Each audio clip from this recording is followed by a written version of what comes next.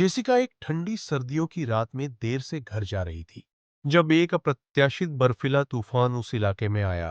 एक बार साफ सुथरी सड़क जल्द ही एक खतरनाक रास्ता बन गई जो मोटी घूमती हुई बर्फ से ढकी हुई थी। बर्फीले तूफान के बीच देखने के लिए संघर्ष करते हुए जेसिका की उंगलियां सफेद हो गई क्योंकि उसने स्टीयरिंग व्हील को पकड़ रखा था। सावधानी से फिसलन भरी बर्फ से ढकी सड़क पर चल रही थी। अंधा कर देने वाली बर्फ के बीच उसने अचानक सड़क के किनारे बर्फ के ढेर में फंसी एक कार की धुंधली रूपरेखा देखी। सहज रूप से उसने गाड़ी रोकी और सावधानी से कड़कड़ाती ठंड में बाहर निकल गई। हवा उसके चेहरे पर बर्फ के टुकड़े मार रही थी। गाड़ी के पास पहुंचते हुए उसने देखा कि एक युवा जोड़ा अंदर बैठा हुआ था। उनके चेहरे पीले और चिंता से भरे हुए थे।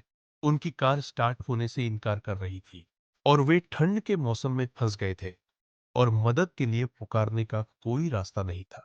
बिना किसी हिचकिचाहट के जेसिका उन्हें अपनी गर्म कार में वापस ले गई जहां वे ठंड से बचने के लिए राहत महसूस करते हुए कृतज्ञता पूर्वक बैठ गए। जेसिका ने जल्दी से सड़क के किनारे सहायता के लिए फोन किया, यह जानते हुए कि ऐसी गंभीर परिस्थितियों में मदद आने में कुछ समय लग सकता है।